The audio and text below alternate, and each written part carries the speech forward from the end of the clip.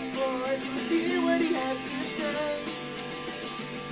His name is NetsBoy, he thinks the world is all over when the Nets just can't play. What up, Net fans? NetsBoy here, bringing your latest in your Brooklyn Nets news. Okay, so here we are, right before free agency will begin. It's the end of June. A lot to talk about. Before we go into what I think the Nets should do free agency, which I don't even know if I'm really going to go much into that because I have no idea what they're going to do. I mean, there's a bunch of players that I would go after that I know the Nets aren't even going to go after, so I'm not even going to really waste my time talking about that too much. I'll go over some of the rumors I've heard.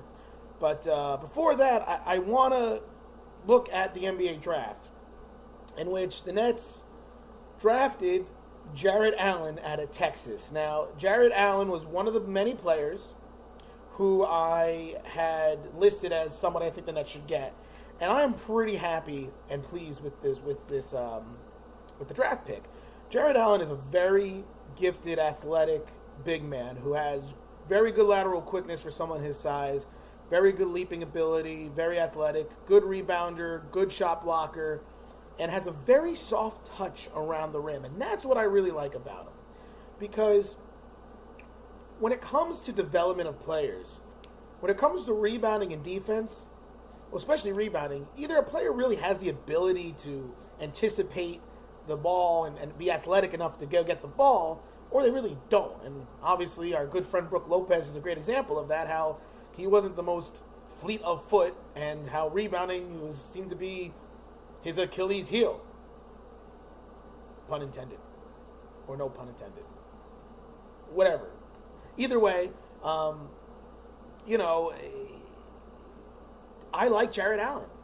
I think that this is a great pickup by the Nets. It's, like I said, his defense and rebounding ability is already basically there. He runs the floor really well for a big man. The problem and his downside is his offensive skill set. He doesn't really have any offensive skill other than the fact that he's got a soft touch around the rim. But the reason why I like that is because that reminds me of, shall I say, Brook Lopez again. Because Brook had a soft touch around the rim. When Brook came out of college, everyone said he was going to be a great scorer. Maybe we'll see about his rebounding, whatever. But the reason why they said he was going to be a great scorer was his soft touch around the rim. When you're a big man and you're able to finesse a little bit, you're going to be successful in the offensive end. And I think that Jarrett Allen has the potential to become a very solid offensive player. Not someone who will be like Brook Lopez style offensive game, but someone who will have a respectable post game and a respectable inside presence down the road. And when I say down the road, I mean 2-3 years down the road. Right off the bat, he's going to be basically just a high energy, rebounding defensive guy. But the more he practices and the more he develops his skill set, I think he could become a very good center in this league, and I definitely think he is the center of the future for the Nets. So I think that was a great draft pickup by Sean Marks, and they really like him, and I think he's going to be good. He does look like he should be on that 70s show.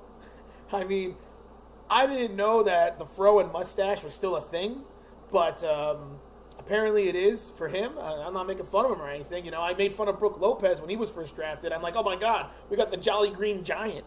And, Brook Lopez is one of my favorite players of all time. So, yeah, Jarrett Allen looks like he's a blast from the 70s, but that's okay. As long as the guy can play basketball, I don't care,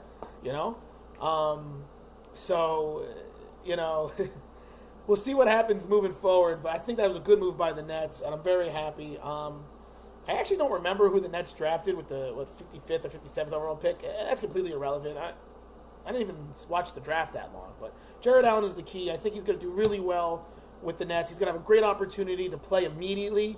Obviously, right now, Mozgov is projected to be the starting center. But outside of that, unless the Nets sign another big, who is it? Justin Hamilton and Jarrett Allen. So great opportunity for him moving forward. So that's that with the draft.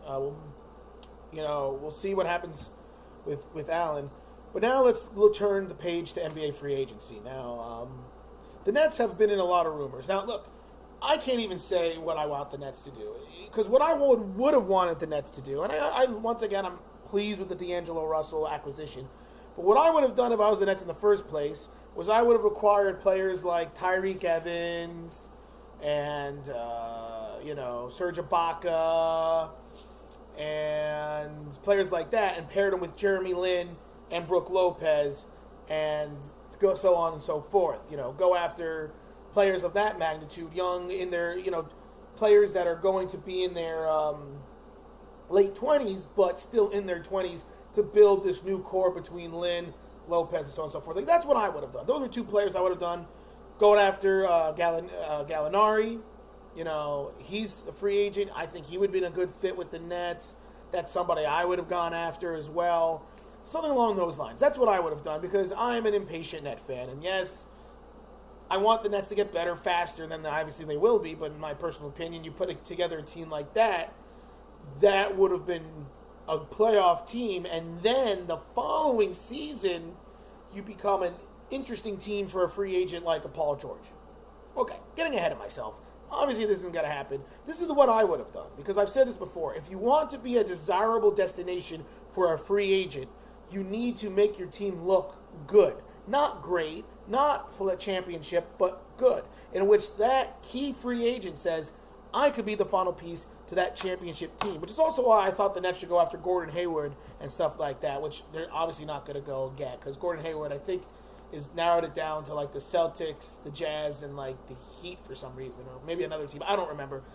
But my point is, that's what I would have done if I was Sean Marks, is you go after these good free agents to make this Nets team with what would have been Lin and Lopez and the young core, make that team good, and make them a playoff team, and then go after bigger names later on. But obviously, that's not what's happening.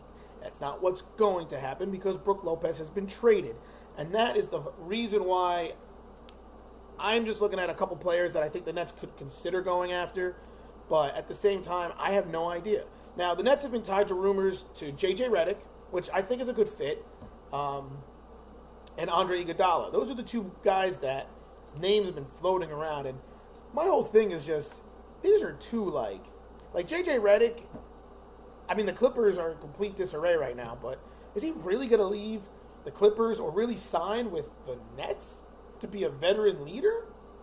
Like, you know what I'm saying? Like, that doesn't really make too much sense to me. And then there's Andre Iguodala, who is a former NBA MVP and has won now 2 titles with the Warriors. Is he really going to give something like that up to become a veteran leader? Like, your veteran leaders should be players that feel like they can't contribute on a championship team. Like, honestly, Randy Foye was a great veteran leader last year, because he's not a guy who you're really going to expect to contribute on a championship team, but he's a good veteran leader, But that's what obviously Sean Marks is looking for. He's looking for veteran players to now be mentors to these young guys. They picked up the option on Sean Kilpatrick and Joe Harris. I'm okay with both those, personally, because I think Kilpatrick should be traded. Because, like I said, I want Karis LeVert to get opportunity to play, and play a lot. And I also want D'Angelo Russell to play next to Jeremy Lin. I know everyone's thinking now Lin's going to be traded. I don't think that's going to be the case, at least not right away. Maybe in a year or two before his contract's up, before his options. But I'm going to be honest, I think Sean Marks and Atkinson really see Jeremy Lin as the leader of this team until D'Angelo Russell is ready. So I don't think Jeremy Lin's going to be traded anytime soon. I don't know if he even will be traded. And I think Lin and Russell could fit really well together in the backcourt. But they do need some wing help. Now, obviously, the other players that the Nets are linked to that I really want them to go after is Kentavious Caldwell-Pope and Otto Porter Jr., both who are restricted free agents. I think both those guys would be a good fit on the Nets. Caldwell-Pope will be my primary choice, because I think he's a little bit better than Otto Porter at this point. But those are also guys that the Nets are looking to go after. So I think that is a good fit. One thing that I think should be interesting to see is, will the Nets try to go after some players who they went after last year via trade? For example, a player along the lines like Allen Crabbe. The Nets cannot officially acquire or trade for Allen Crabbe until I think mid-July, because of the rules that they went after him via free agency. But I think that that's something that the Blazers might be willing to do. I can really see the Nets doing a Sean Kilpatrick for Allen Crabbe trade almost straight up, because the Blazers want to get out of Allen Crabbe's contract. And the Nets wanted Allen Crabbe in the first place. So I think that's something I can see Sean Marks doing. I think that's why they brought back Kilpatrick with the player option, because it's a very small contract. It's like $1.5 million. That's something I would do. Bring in Allen Crabbe, bring in that big contract for a player that you really wanted in the first place. So I think that's something we might see.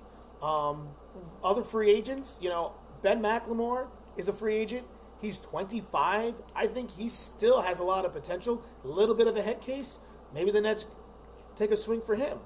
I said this last time. Terrence Jones.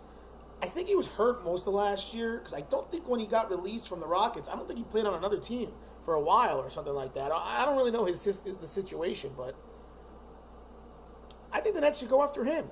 Get him in really low. He's 25, a lot of potential to develop. If you're going to go after these developing potential players, go after players like McLemore and Jones who could maybe develop into something really good. Nets need some front court help still. That's something they still really need. Yes, they got Mozgov. Yes, they got Jarrett Allen. Yes, they got Trevor Booker. But who else? Justin Hamilton? Quincy Acey? Okay, I can see Quincy Acey. I like him. But who else? Are we really believe that Rondé Hollis-Jefferson is a power forward? And he's going to be the solution? So there's a lot that I think Sean Marks needs to look at. I think there's going to be a lot of interesting moves that get done this free agency. And, like I said, I can't really speak upon too much because I don't really even know. Because what I would have done, they're obviously not going to do. So I'm just going to sit back and watch and see what happens, Let me know what you guys think. Tell me what free agents you've heard about or who you think the Nets should go after realistically. And let me know what you think about Jarrett Allen and so on and so forth. So that will conclude this episode. And my next NetsBoy episode, I think, will be a special one. Before I go, I'm going to do a little special shout out to Super Adam 66, who actually commented on my last NetsBoy episode, Bye Bye Brooke, and made a suggestion that I don't know why I didn't think of. He suggested that maybe I should try to write a song about, saying goodbye to Brooke. A farewell Brooke Lopez song. And I thought about it, I said, that makes a lot of sense. I think I have to, right? I mean, he was my favorite Net. He's one of my favorite players. I mean, I don't know why I didn't think of it. So shout out to him. Thank you for that comment. I think it's a great idea, and that's something I'm going to work on for the next couple weeks. So keep your eyes open for that and any other NetsBoy news. And if something else happens with the Nets before that song's done and I'll play for it, I'll do another NetsBoy episode. So just keep your eyes open. The offseason's underway. Let me know what you guys think moving forward. And until then, this is NetsBoy, still not having another jersey, still just sporting the sweatshirt, and signing off.